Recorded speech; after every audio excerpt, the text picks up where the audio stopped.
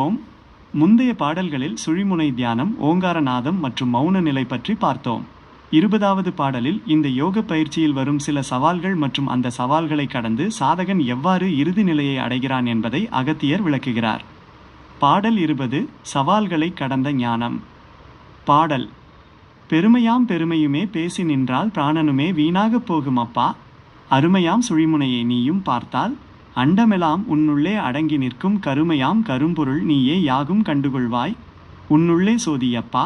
உருமையாம் உருவமதும் மறைந்து போக உத்தமனே சிவமென நீ விளங்குவாயே. விளக்கம். இந்த பாடலில் பேச்சை குறைத்து அனுபவத்திற்கு முக்கியத்துவம் கொடுக்குமாறு அகத்தியர் அறிவுறுத்துகிறார். 1. பேச்சு எனும் வீண்.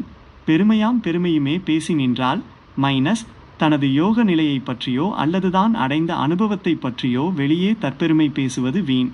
அப்படி பேசும்போது வீணாகும் பிராணன் மீண்டும் உலகியல் மாயைக்கு நம்மை இழுத்துச் சென்றுவிடும். 2. அக அடக்கம். சுழிமுனையில் உன் கவனத்தை வைத்தால் ஒட்டுமொத்த பிரபஞ்சமும் அண்டம் உனக்குள்ளேயே இருப்பதை நீ உணரலாம். நீ பிரபஞ்சத்தின் ஒரு துளி அல்ல, முழு பிரபஞ்சமும் நீதான். 3. சோதி தரிசனம். கருமையாம் கரும்பொருள் என்பது இறைத்தன்மையை குறிக்கிறது. அந்த நுட்பமான கருமையான சூட்சுமமான இறைப்பொருளை உனக்குள் இருக்கும் ஜோதி வடிவில் கண்டுகொள்.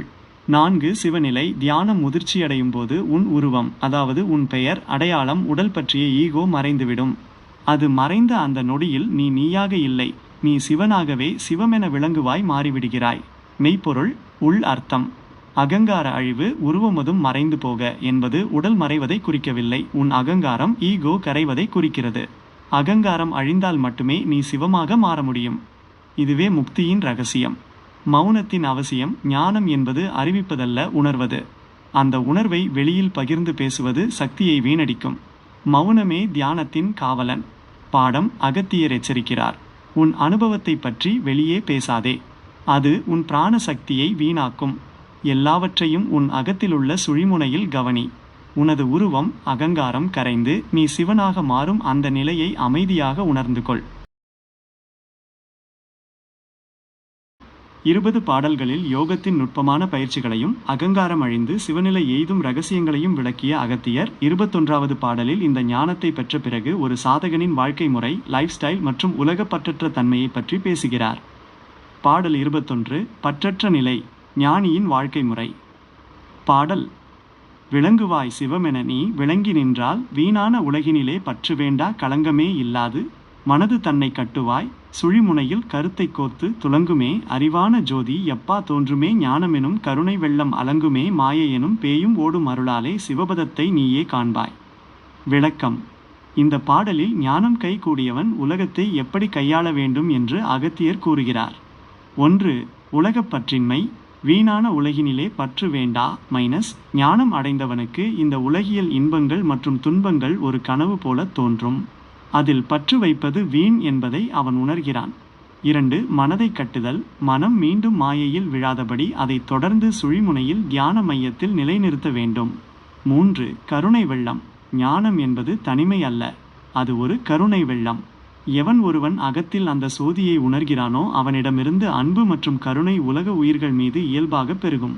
4. மாயை அகலுதல். மாயை என்பதை ஒரு பேயாக உருவகப்படுத்துகிறார் அகத்தியர். ஒளி ஞானம் வரும்போது இருள் மாயை விலகிவிடுவது போல ஞானம் பெருக பெருக மாயை தானாகவே ஓடிவிடும். 5. சிவபதம். இது ஏதோ வானுலகில் இல்லை, அந்த அருள் நிலையில் இந்த மண்ணுலகிலேயே நீ சிவபதத்தை, பேரின்ப நிலையை அனுபவிக்கலாம். மெய்ப்பொருள். உள்ளர்த்தம். பற்று வேண்டா. இதன் பொருள் உலகத்தை வெறுத்து ஓடுவது அல்ல.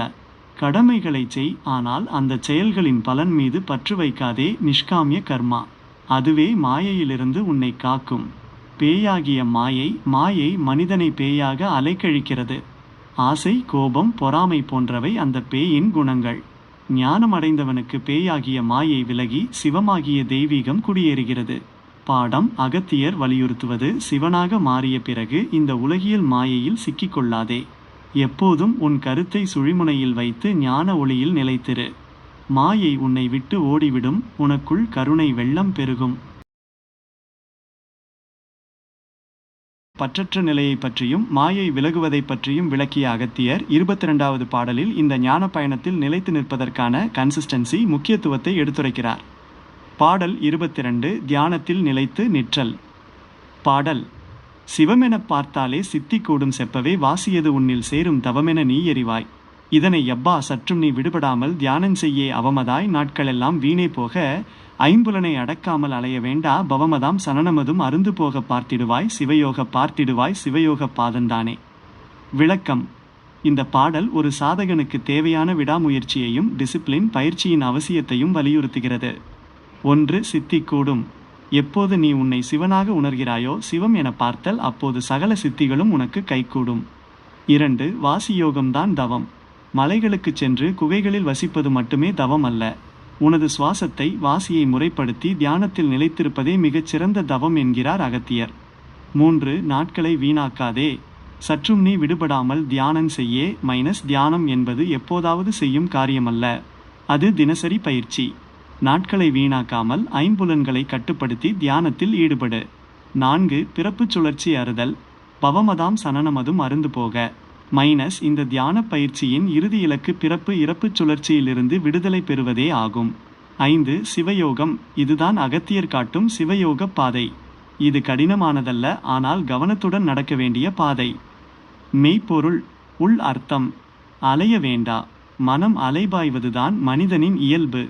அதை தியானத்தின் மூலம் ஒரே புள்ளியில் குவிய செய்வதுதான் சாதகனின் முழு வேலை. விடாமுயற்சி, சற்றும் விடுபடாமல் என்பதன் பொருள் பயிற்சியில் இடைவெளி விடக்கூடாது என்பதுதான். நீரால் கல்லை துளையிட முடியும் என்பது போல தொடர்ச்சியான தியானம் உனது அறியாமையை துளைத்து ஞானத்தை வெளிப்படுத்தும். பாடம். அகத்தியர் மிக தெளிவாக கூறுகிறார். தியானமே நீ செய்ய வேண்டிய உண்மையான தவம். நாட்களை வீணாக்காமல் ஐம்புலன்களை அடக்கி தினமும் வாசியோகத்தில் கவனம் செலுத்து. இதுவே உன்னை பிறப்பு எனும் சிறையிலிருந்து விடுவிக்கும் சிவயோக பாதை.